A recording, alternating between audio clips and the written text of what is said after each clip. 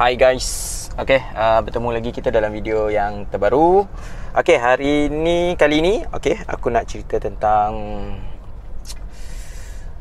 Pro 2 D551L, betul tak? Pro 2 D551L, iaitu sebuah SUV milik Pro 2 yang bakal dilancarkan pada tahun 2021. Seperti yang kita maklum bahawa Pro 2 dengan kod D551L ni adalah berdasarkan daripada Toyota Ryzer, betul lah Ryzer sebutannya, dan juga Daihatsu Rocky. Jadi yang paling dekat Daihatsu Rocky lah. Tapi platformnya sama dan desainnya pun hampir-hampir sama lah. Jadi aku sebenarnya secara peribadi pernah melihat Toyota Ryzer ni semasa aku pergi Jepun tahun 2019 di Toyota Mega Web, tak silap aku tempat tu. Di mana tempat pameran kereta-kereta milik Toyota. Di situ ada banyak kendaraan canggih lah yang dipamerkan. Kita boleh test drive, kita boleh masuk dan kita boleh feel bawa dia macam mana. Ada simulator dan sebagainya lah. Jadi secara peribadi bila aku tengok sendiri Toyota Ryzer ni, aku dapati kualiti binaan, dalaman, rupa parasnya sangat biasa. Sangat Pro 2 lah, senang cakap. Di mana banyak penggunaan plastik keras. Kemudian tak ada apa-apa pun yang menarik lah. Kalau kita tengok kat bahagian dalam tu, tak adalah nampak benda-benda yang wow. Dan aku anggap biasa, dan aku tak rasa pun pada masa tu untuk ambil video yang banyak lah tentang Toyota Ryzer ni. Tapi sekarang ni aku rasa menyesal. Kenapalah aku tak ambil gambar banyak. Sebab pada masa tu Jimny pun baru keluar tau. Jadi Jimny ni dekat stesen LRT pun diorang letak kat tengah-tengah tu, diorang tayang. Kita boleh tengok, boleh intai-intai. Kemudiannya kita boleh dapat buku pamphlet, buku lah. Buku untuk Jimny tu aku siap bawa balik, tak silap aku. Tapi semuanya dalam bahasa Jepun lah. Itulah kenangan kat sana. Jadi disebabkan pada aku kualitinya biasa-biasa je, tak wow. Jadi aku tak berapa nak berminat lah pada masa tu. Dan sekarang ni aku rasa bagi orang yang rasa Proton X50 tu agak mahal, dan kita kena faham dia adalah agak premium sebenarnya X50 tu. Jadi Pro 2 D55L ni adalah satu pilihan, option lain yang korang boleh pilih nanti pada tahun hadapan untuk dimiliki. Sebab ianya mungkin lebih mampu milik berbanding dengan Proton X50 yang serba canggih dan sophisticated. Jadi aku rasa kita tunggu nanti Pro 2 D55L ni. Namanya agaknya apalah dia nak bagi ni. Kalau yang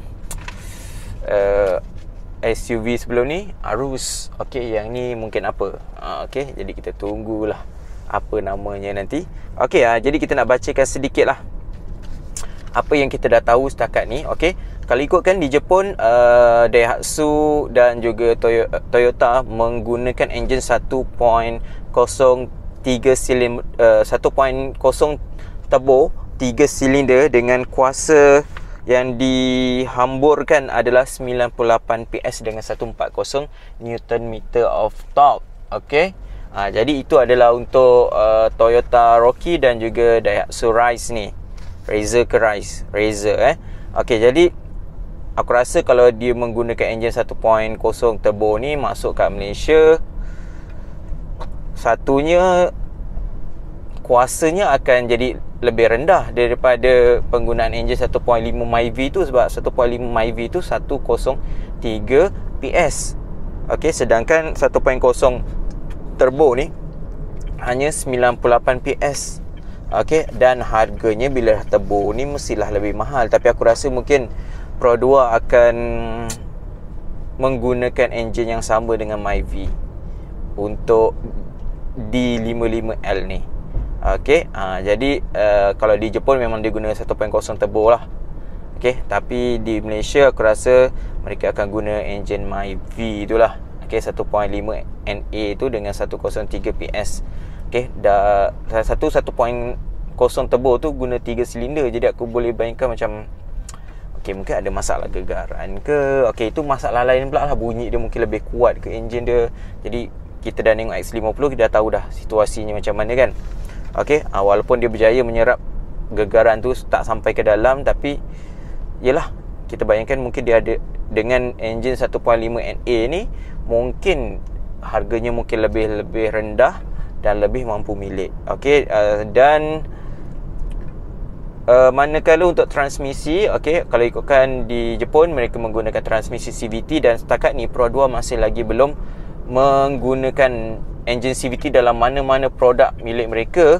Jadi mungkin Pro 2 di 55L ni mungkin adalah yang pertama yang akan menggunakan transmisi CVT untuk produk Pro 2. Aku harap itu akan menjadi kenyataan, sebab CVT ni pertama dia memberi penjimatan yang sangat baik, kelancaran. Aku sangat suka kelancaran CVT dan penjimatannya, dan kemudiannya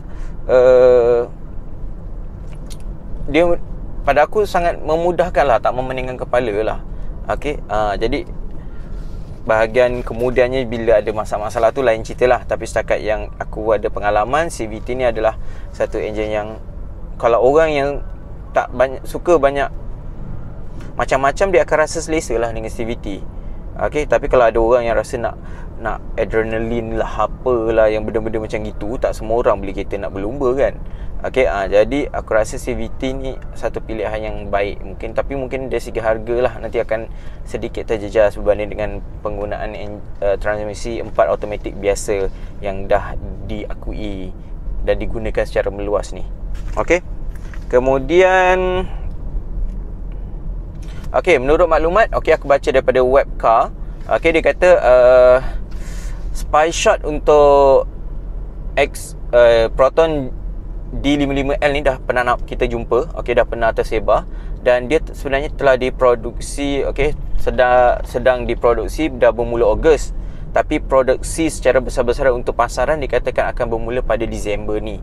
Okey, Disember ni baru pengeluarannya secara besar-besaran akan bermula, dan kita jangka pada tahun hadapan ianya akan dilancarkan lah. Jadi aku harap jangan terlalu jauh, mungkin kuartal kedua lah, suku kedua tahun 2020 harap dah boleh keluar lah. Okey, tapi bergantung jugalah kepada situasi COVID sekarang ni kan.